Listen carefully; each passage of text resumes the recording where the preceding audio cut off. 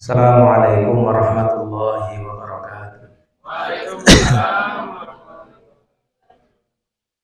Alhamdulillahilladzi khalaqal insana min nutfatin amsyaj wa ja'alahu sami'an basira wa hadahu najdain faminhum man salaka tariqal jannah wa minhum man yasla sa'ira. Wassalatu wassalamu ala man ursila bil haqqi basyiran wa nadhira wa da'iyan ila Allahi bi iznihi wa sirajan munira wa ala alihi wa sahbihi wa man sara ala nahji ila yaumil qiyamah.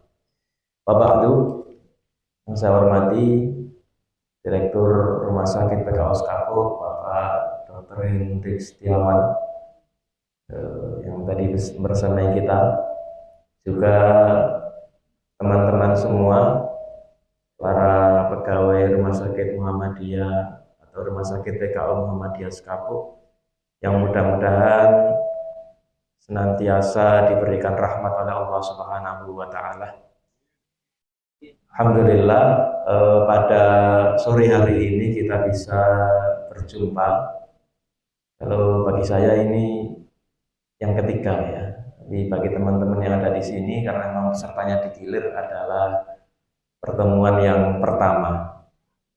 Kita saat ini sudah masuk hari ke 21 ya, 20 ini. 20 ya. Hari ke-20 dari bulan Ramadan, ya, artinya kita sebentar lagi akan memasuki sepertiga terakhir bulan Ramadan, ya, di mana di sepertiga terakhir bulan Ramadan itu merupakan waktu yang istimewa, karena dalam salah satu hadis disebutkan bahwa Lailatul Qadar itu kemungkinan jatuhnya itu ya di 10 malam terakhir bulan Ramadan, khususnya di malam-malam ganjil. Nah, teman-teman sekalian, insya Allah pada pagi hari ini, sore hari ini kita akan membahas mengenai fikih sholat. Ya, tadi disebutkan temanya adalah keutamaan dan manfaat sholat menurut Himpunan Putusan Tarjih. Tapi makalah yang saya buat atau tulisannya saya buat ini, saya beri judul fikih sholat, definisi, hikmah, keutamaan, dan tata cara pelaksanaan. Meskipun judulnya cukup banyak ya pembahasannya, yaitu definisi, hikmah, keutamaan, dan tata cara pelaksanaannya, namun nanti yang lebih kita fokus untuk detail pembahasannya adalah di bagian tata cara pelaksanaan, karena ini merupakan salah satu hal yang penting. Sebab kenapa? Sebab Rasulullah SAW bersabda, "Shollu kama ra'aitumuni usolli."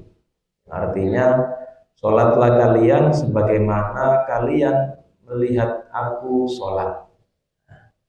Jadi ini perintah langsung dari Rasulullah SAW kepada para sahabat. Permasalahannya adalah kita saat ini hidupnya jauh dari masa hidup Rasulullah SAW. Saat ini kita sudah tahun berapa ya Hijriah? 1445 Hijriah. Nah, Rasulullah itu wafat tahun 11 Hijriah. Berarti kita ini hidup 1400 saat ini ya, 1444 tahun setelah Rasulullah wafat. Sehingga untuk mendapatkan informasi mengenai bagaimana tata cara sholat Rasulullah SAW, maka tidak ada cara lain kecuali kita mempelajari melalui hadis-hadis. Dan hadis-hadis itu diriwayatkan oleh para sahabat. Kalau kita belajar ilmu hadis itu tidak sembarangan. Para ulama itu dalam menentukan status hadis, apakah ini hadisnya sahih atau dhaif, itu diteliti oleh para ulama. Sehingga ketika suatu hadis sudah diteliti para ulama dan statusnya itu sahih, ya, sahih itu artinya indikasi kuat, atau sahih itu berarti dijamin bahwa ini otentik dari Rasulullah SAW, maka kita tidak perlu ragu lagi. Sehingga ketika kita melakukan suatu ibadah, ya, khususnya sholat ini, maka penting kita menelusuri sumber-sumber dan dasar-dasarnya. Hanya saja karena waktu kita yang singkat, maka nanti tentu kita tidak akan membahas secara detail ya, misalnya gerakan ini dalilnya apa, gerakan ini dalilnya apa, posisi ini berdasarkan hadis apa, karena memang waktunya singkat, sehingga nanti saya akan menyampaikan kesimpulannya saja gitu ya. Jadi berdasarkan penelitian yang dilakukan oleh para ulama di Majelis Tarjih, dari pendapat-pendapat ulama sebelumnya, dan dari dasar hadis itu tata cara sholat itu prakteknya seperti ini. Jadi saya akan langsung sampaikan prakteknya, ya, kesimpulannya bagaimana. Nah, baru nanti di forum tanya jawab silakan kita bisa diskusi kalau nanti ada yang belum jelas dari apa yang saya sampaikan. Baik teman-teman sekalian, pertama sebelum kita membahas mengenai bagaimana secara detail tata cara pelaksanaan sholat, maka yang perlu kita pahami adalah definisi sholat. Kita secara praktek kan insya Allah semuanya sudah memahami ya bagaimana sholat itu. Tapi secara teori kita juga perlu memahami sebenarnya sholat itu apa definisinya. Ya. Jadi kata as-sholatu itu secara bahasa merupakan bentuk isim masdar dari kata sholla yusolli, tasliyatan wa sholatan, yang secara bahasa artinya doa, ya, doa. Jadi sholat itu artinya doa, dan ini juga mewakili kegiatan sholat yang kita lakukan. Sholat yang kita lakukan itu kan mayoritas itu doa, ya. Mulai dari iftitah, kemudian al-fatihah. Al-fatihah itu separuhnya juga merupakan doa. Mulai dari ihdinas siratal mustaqim, siratal ladzina an'amta 'alaihim ghairil maghdubi 'alaihim waladdallin. Nah, itu kan doa ya. Di situ ada doanya juga.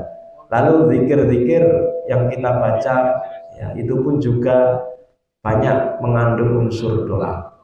Nah, maka ini nyambung ya antara definisi bahasa dengan definisi istilah. Salah satunya Rasulullah pernah bersabda,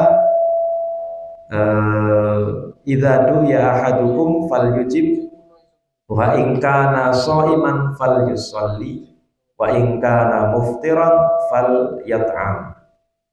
Rasulullah bersabda, kalau kalian diundang makan, maka penuhilah undangan itu.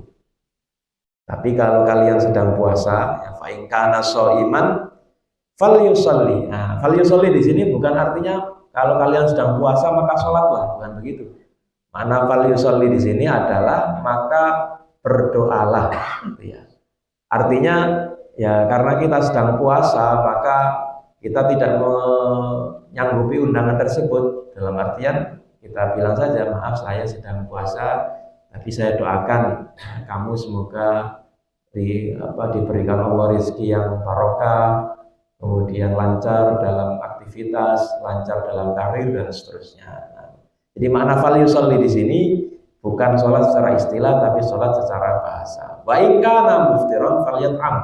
Dan jika kalian sedang berpuasa, maka terimalah undangan tersebut. Di Al-Quran juga Allah berfirman di surat At-Taubah ya, ayat 103, inna sholataka sakanul lahum. Nah, ini anjuran bagi amil zakat. Ketika ada orang yang membayar zakat, maka kita dianjurkan untuk mendoakan mereka. Ketika memang serah terima zakatnya secara langsung ataupun tidak langsung, misalnya ditransfer gitu ya. Nah, sebagai misalnya kita anggota amil zakat gitu ya, anggota lazismu atau lazis yang lain, itu dianjurkan untuk mendoakan ya. Ya, kita balas semoga hartanya diberkahi Allah ya, semoga kehidupannya lancar dan seterusnya. Nah, jadi itu secara bahasa. Sedangkan secara istilah para ulama mendefinisikan sholat itu dengan aqwalun wa af'alun muftatahatun bitakbir muhtatamatun bitaslim ma'an niyati bisyara'ita makhsusah.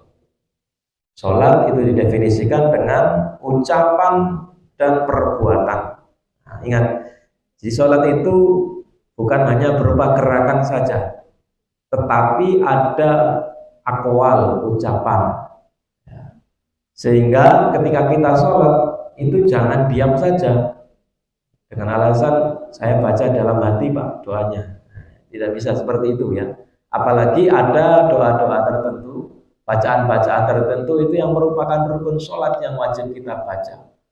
Seperti misalnya surah Al-Fatihah, itu kan termasuk rukun sholat ya. Baik kita sebagai imam atau sebagai makmum itu harus dibaca ya. Baik bacanya dengan jahar kalau sedang posisi sebagai imam atau sholat sendirian dan memang dianjurkan jahar ya, seperti 2 rakaat pertama sholat maghrib, kemudian 2 rakaat sholat subuh, 2 rakaat pertama sholat isya, itu kan dianjurkan untuk mengeraskan atau dibaca secara lirik ya. Yang penting gerak, mulutnya itu gerak, dan yang kita baca itu minimal didengar oleh telinga kita sendiri ya. Jadi berupa ucapan, wa'af'al dan perbuatan. Muftatahah bin takbir, yang dibuka dengan apa? Takbir, yaitu takbiratul ihram. Nah, ini pembuka sholat. Lalu diakhiri dengan apa? Muhtatamatun bin taslim, diakhiri dengan salam ma'an niyah. Nah, ini yang penting juga, disertai dengan niat. Makanya niat ini termasuk salah satu rukun sholat, salah satu hal yang menentukan apakah sholat kita itu sah atau tidak, itu adalah niat. Jadi ketika kita sholat, ketika mau sholat jangan ngelamun, tapi niat ya, dalam hati niat, saya ini mau sholat apa ya, fardu atau sunnah ya. Kalau perlu ditambahi berapa rakaat sebagai apa, nah, yang penting sebelum mulai sholat itu harus ada niat dalam hati. Bisyara itu makhsuso, dengan persyaratan-persyaratan khusus. Nah, artinya ada syarat sah, ada syarat wajib. Ya, syarat sah sholat itu yang penting seseorang itu statusnya sebagai mukallaf. Mukallaf itu muslim, balik dan berakal. Nah, kalau sudah memenuhi 3 kriteria ini, maka siapapun dia wajib sholat. Kecuali kalau ada halangan. Nah, ini khusus bagi kaum perempuan ya. Kalau ada halangan, haid atau nifas, maka bukan hanya tidak wajib sholat itu bagi mereka, tetapi tidak sah dan tidak perlu dikodok. Ya, yang perlu dikodok ketika haid dan nifas itu hanya puasa. Kalau sholat tidak perlu. Karena kalau kita bayangkan berapa kali ya, kalau misalnya wanita haid ada kewajiban kodok sholat. Misalnya haidnya 5 hari, 5 kali 5 25. Apalagi nifas, perempuan nifas itu kan bisa 40 hari, bahkan sampai 60 hari. Nah, jadi itu ya. Ada syarat-syarat wajib, kemudian ada syarat sah ya, yang perlu kita perhatikan ketika sholat itu adalah syarat-syarat yang kita, atau syarat-syarat sah sholat itu juga harus perlu kita perhatikan. Kurang lebih ada 5. Yang pertama, misalnya sudah masuk waktunya ya, sudah masuk waktunya. Kemudian yang kedua, pakaian yang kita pakai, kemudian tempat yang kita gunakan sholat, lalu badan kita itu bersih dari najis. Lalu kita juga badan kita bersih dari hadas. Hadas, ada hadas kecil, ada hadas besar. Kemudian menghadap kiblat. Nah, itu syarat sah sholat yang harus kita perhatikan. Nah, sholat ini memiliki banyak hikmah dan keutamaan. Tadi beberapa sudah disinggung oleh Pak Hendrik, ya, oleh Pak Direktur. Di antara hikmah pensyariatan sholat ini antara lain yang penting adalah sholat ini bisa mengikat hubungan antara hamba dan Tuhannya. Ya, ini merupakan sarana, ya, sarana untuk menyucikan jiwa kita, ya, sarana untuk menghubungkan antara kita dengan Allah Subhanahu wa Ta'ala, sebagaimana difirmankan Allah dalam surat Al-Mu'minun, Nah, ini dan Al-Ma'arij ya ayat 19 sampai 23 di sini disebutkan innal insana khuliqa halu'a idza massahu syarru jazu'a wa idza massahu khairu manu'a illal musallin. Jadi manusia itu sifat dasarnya itu suka galau, suka gundah gulana ya. Itu tidak akan terjadi bagi orang-orang yang musallin, mendawamkan, merutinkan, melaksanakan sholat ya. Alladzina hum ala sholatihim daimun, yang orang-orang ini rutin dalam melaksanakan sholatnya. Nah, diantara keutamaan sholat juga ya hikmahnya adalah menggugurkan dosa dan kesalahan. Rasulullah mengibaratkan dalam hadis ini misalnya orang yang mandi 5 kali sehari itu kira-kira masih ada bolot-bolotnya atau bersih ya. Ini kan ibarat Rasulullah itu dosa-dosa kita itu diibaratkan bolot-bolot itu ya. Apa sih namanya itu? Selain bolot apa ya? Daki ya, daki, kotoran, ya, linet dan lain sebagainya. Kalau mandinya 5 kali, insya Allah bersih. Nah, begitu juga dengan sholat. Ibarat kita ini manusia yang penuh dosa, ya, sering melakukan perbuatan dosa, tapi dengan melakukan sholat, insya Allah dosa-dosa itu akan berguguran. Di dalam salah satu hadis disebutkan bahkan dosa-dosa itu bergugurannya sejak kita wudhu, ya. Ketika kumur-kumur, dosa itu keluar bersamaan dengan air yang kita keluarkan. Ketika kita membasuh wajah, dosa keluar dari alis, ya, keluar dari alis atau keluar dari bulu mata dan seterusnya. Tentunya ini dosa yang tidak ada hubungannya dengan orang lain. Dalam artian ketika kita punya dosa yang berhubungan dengan orang lain, yang merugikan orang lain, maka cara menggugurkannya bukan dengan atau tidak cukup dengan sholat, tapi dengan memohon maaf, dengan mengembalikan hak kalau ada hak yang kita ambil, ya, dan seterusnya.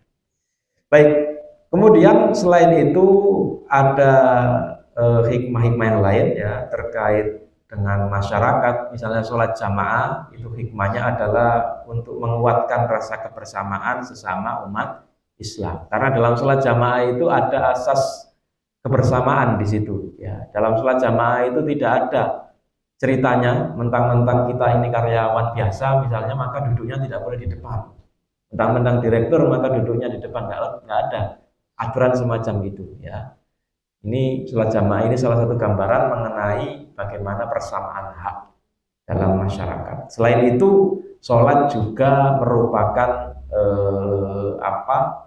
hal yang bisa membedakan tadi ya antara orang muslim dengan non muslim. Nah, jadi keutamaan sholat itu antara lain dia merupakan rukun Islam ya, lalu merupakan tiang agama dan merupakan hal yang pertama kali dihisab di hari akhir kelak ya.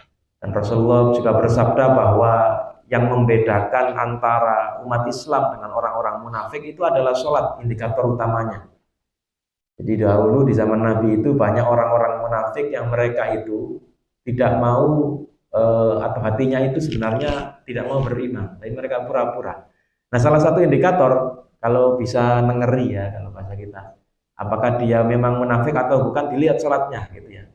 Orang munafik itu kalau sudah berani meninggalkan sholat, nah ini indikator bahwa mereka ini sebenarnya hanya pura-pura saja masuk Islam. Jadi itu yang perlu kita perhatikan. Dan terakhir, di antara urgensi sholat adalah sholat ini satu-satunya ibadah yang tidak bisa gugur kewajibannya. Jadi dalam kondisi apapun, selama kita ini masih sadar, ya, itu kita wajib sholat. Sakit tetap wajib sholat. Nah, tapi ada keringanan-keringanan yang diberikan Allah bagi orang-orang yang punya uzur. Seperti orang sakit, orang safar, itu kan ada keringanan. Bagi musafir, boleh jamak, ya, boleh melakukan qashar. Orang yang sakit pun seperti itu, kalau tidak mampu sholat dengan berdiri, maka dengan duduk. Kalau tidak mampu dengan duduk, maka dengan berbaring. Kalau tidak mampu berbaring, maka dengan telentang. Kalau tidak mampu telentang, dengan isyarat. Ya. Kalau isyarat saja sudah tidak mampu, ya sudah, ya disolati. karena sudah tidak bisa lagi sholat, ya, sudah hilang nyawanya. Nah, maka teman-teman sekalian, ini urgensi dan hikmah dari pensyariatan ibadah sholat. Baik, kita lanjutkan ke tata cara pelaksanaan sholat. Ya, tata cara pelaksanaan sholat. Pertama, yang perlu kita perhatikan, jadi sholat itu, gerakan dan bacaan sholat yang kita kerjakan, itu ada yang statusnya sebagai rukun. Rukun itu artinya komponen pokok yang tidak boleh ditinggalkan. Kalau ada orang sholat tapi meninggalkan rukun sholat ini dengan sengaja, maka status sholatnya batal. Ya, batal, sehingga meskipun dia sudah selesai melaksanakan sholat, karena ketika dia meninggalkan sholat itu, maka sama saja dengan dia belum sholat, karena ada salah satu unsur pokok yang ditinggalkan. Nah, ini ada salah satu hadis yang menyebut